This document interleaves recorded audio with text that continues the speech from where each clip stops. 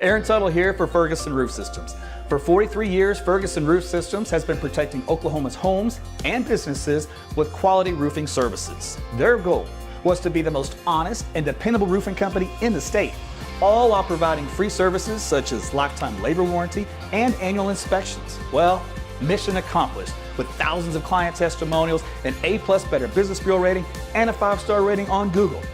Look, the weather gives you enough to worry about, so why worry about who to trust with your roof? Call Ferguson Roof Systems today or find out more at fergusonroofsystems.com.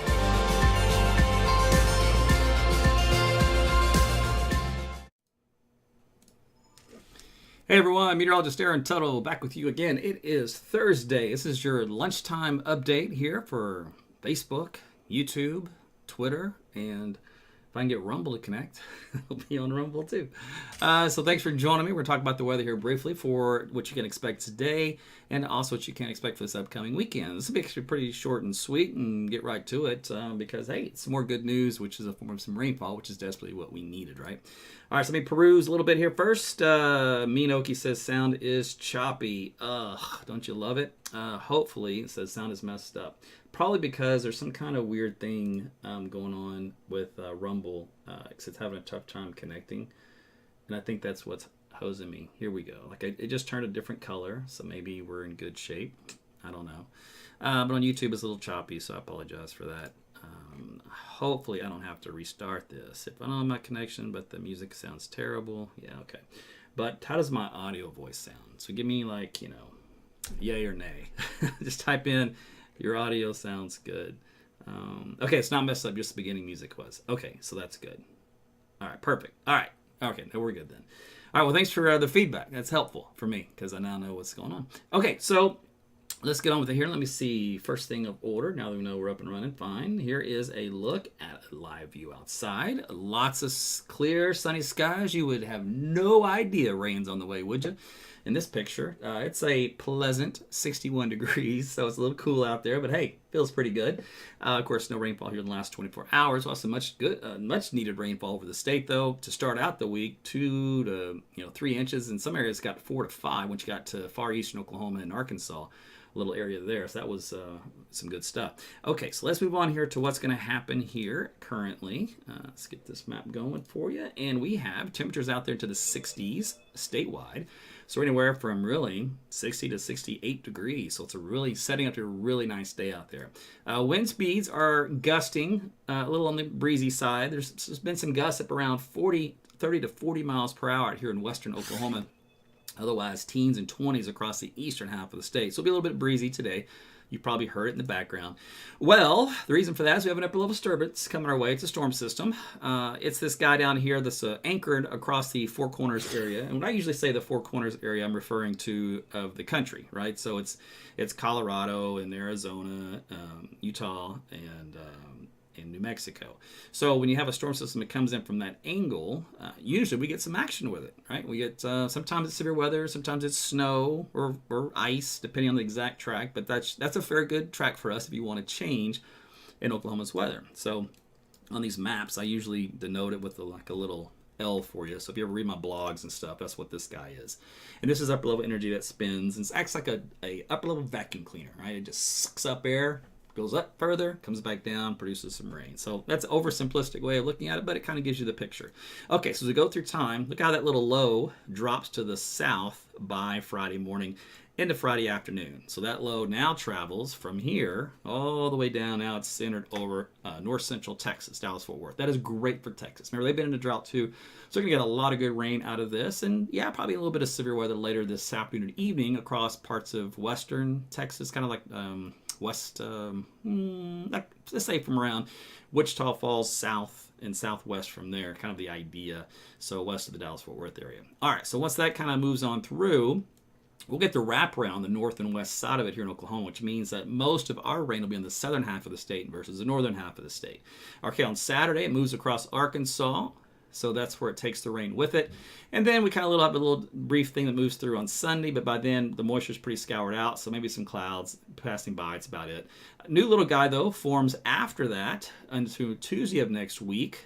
So probably a little bit of clouds, maybe a few spotty showers, especially in southern parts of the state along the Red River, and then to North Texas again, but not a big rainmaker for that one. Again, mostly just a cloud producer. And then look at this guy that comes in here. This is a long way out here. This gets told us to the next weekend. It's not this weekend, but the weekend of the 5th on Saturday. Big upper level storm system here.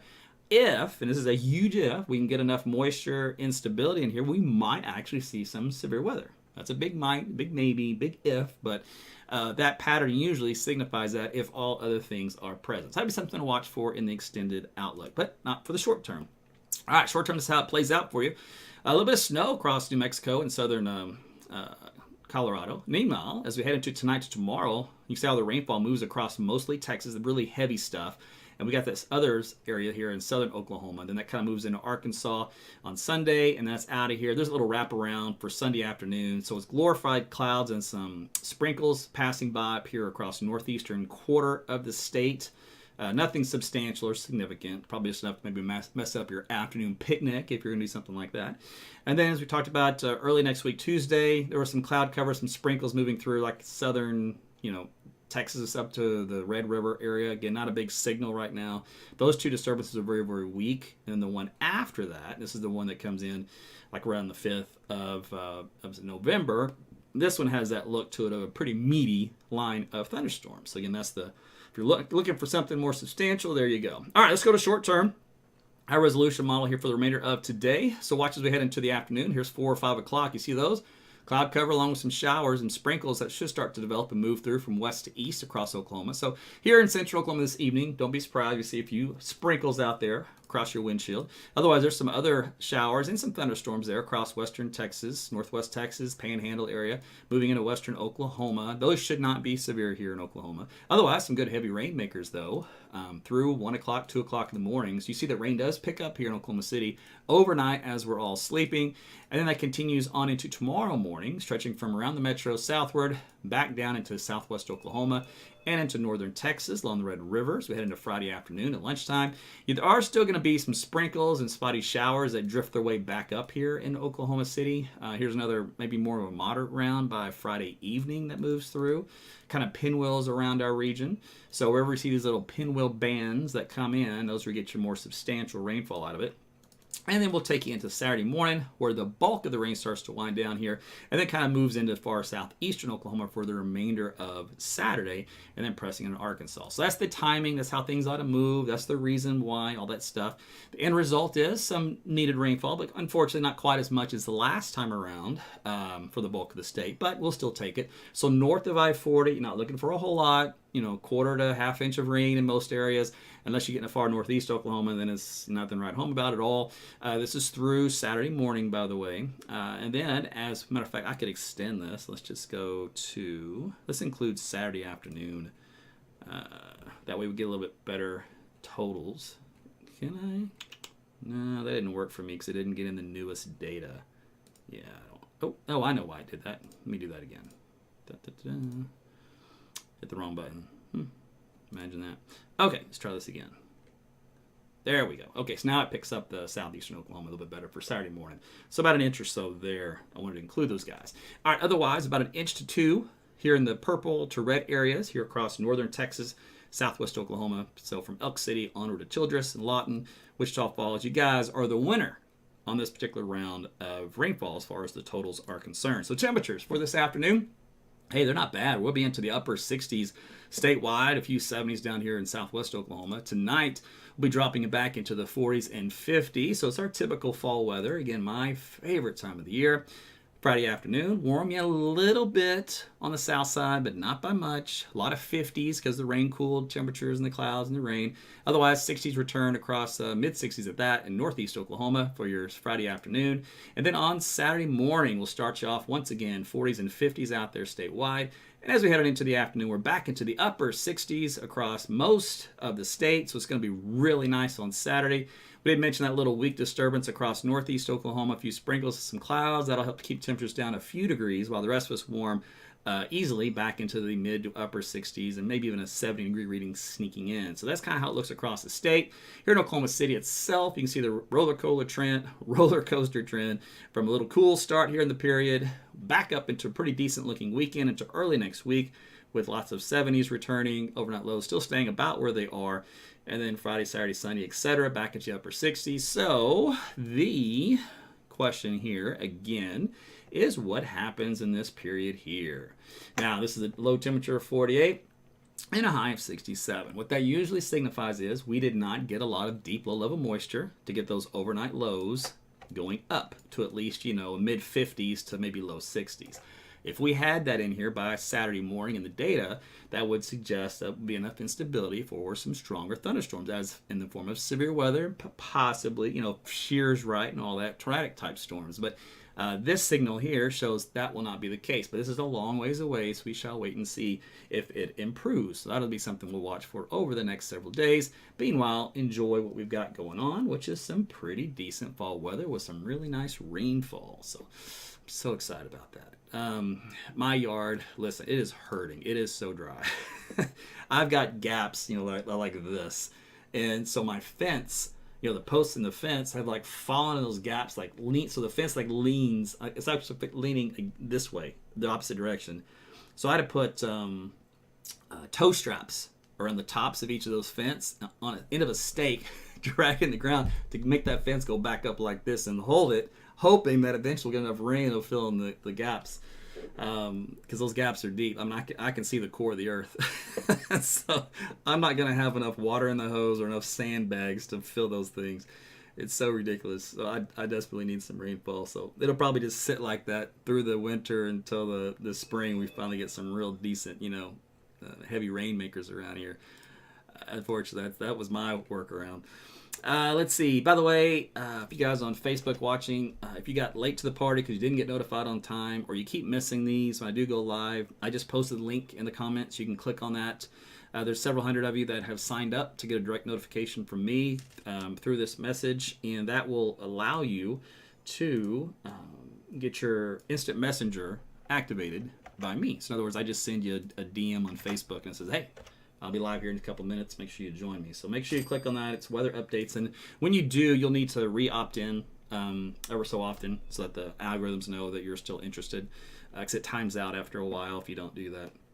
I don't know what the number is. It's whatever Facebook just randomly decides to do. But that's one thing. And then if you do get that little message on Facebook, notification drops down. It says something like, are you sure you still want to receive all the live broadcasts from this guy? Yes or no? And I got it from Life Church. It hit me with Life Church of the day. It says, yes, keep showing me the notifications. Or no, just give me, I don't know. It was like a random or some, I don't know what it was, some other category. In other words, you're not going to see very many. And I thought, okay, well, so if you see that pop up for me, which has happened, I think 2 times for sure, maybe been 3, it was very confusing at first because they changed the wording after that to make it more, it was written as a double negative or something. It was something odd where it was say what again? Which one am I supposed to pick? So somebody got wise and learned some vocabulary and some English grammar and put it in the correct syntax and the correct format in the correct context. And so now you can understand what you're clicking on. So there you go. So that obviously there was some feedback on that. Okay, so that is it for me. I have covered everything I need to do on the weather side. Yes, we normally do have severe weather this time of the year. It's usually runs sometimes about the last week of September, and it's usually through October, and about the first to second week of November. And that's about it. So it's usually about a 6-week window roughly. And obviously we really haven't had much of that. We did have that little brief QLCS tornado in, west side of Mustang. I waited for the National Weather Service to do their update. I never did see an update from them. Apparently one was reported, and there was no warning to my knowledge on that. So those are very tiny, weak tornadoes. They usually occur in the leading edge of a squall line type situation, which is kind of what we had Monday morning. And those can occur sometimes, well, a lot of times in the old days, especially without warning because the radar didn't see them. But we've got better upgrades on the radar system, so they're able to pick them out a little bit better. Still won't get them all, but at least they'll get a lot more than they used to. Let's see. So just kind of keep that in mind. Anytime you get a squalling type situation, that can occur if there's enough shear in the atmosphere, regardless of how much instability we have. They're a different breed. They're not like our typical supercell type tornadoes, which you mostly see around here, which is a predominant strain. We call it that. You talk about a strain of a virus. Well, it's a prominent strain of tornadoes here in Oklahoma and the southern plains and central plains, and it's the supercell kind. Those are the really big storms that come with the big hail and all that. Okay, so I think that's it for me. I'm going to get out of here. Appreciate you guys stopping by. Have a great rest of your Friday and a great weekend as well. And we'll talk again soon. As always, thanks for your support. Thanks for liking, sharing, commenting, all that kind of stuff. And we'll talk again soon. Take care.